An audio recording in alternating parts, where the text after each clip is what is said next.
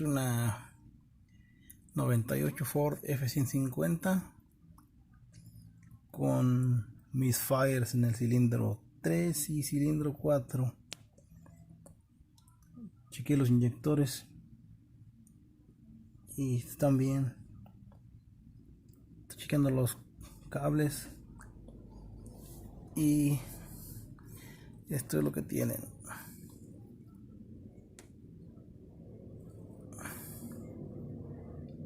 Completamente corroído con agua. No sé si sea que tenga agua que esté escurriendo agua del intake.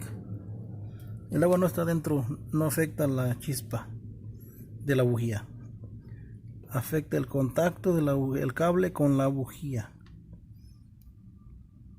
porque está completamente tapado el cable, oxidado, lleno de agua. Posiblemente así ya no sea contacto, sea un corto ahí. Bueno, voy a cambiar los cables y las bujías y veremos cómo funciona esta camioneta.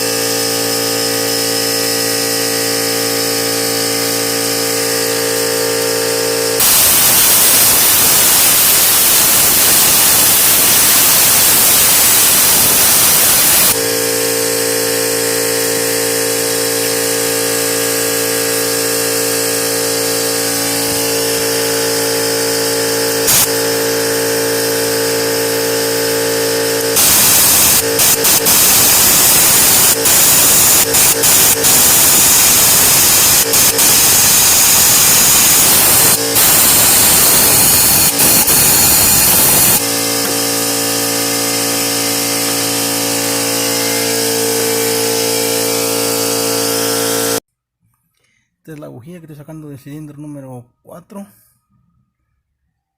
completamente corroída, mojada de agua en la parte de donde está la parte donde hace chispa. Viene limpia, viene sucia, bueno sucia, pero viene seca, no viene húmeda del agua que le ha caído alrededor de la bujía por fuera. Pero vamos a ver cómo está.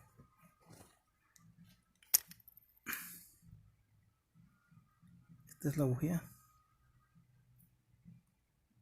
completamente mojada, oxidada, sin posibilidades de que haya un buen contacto.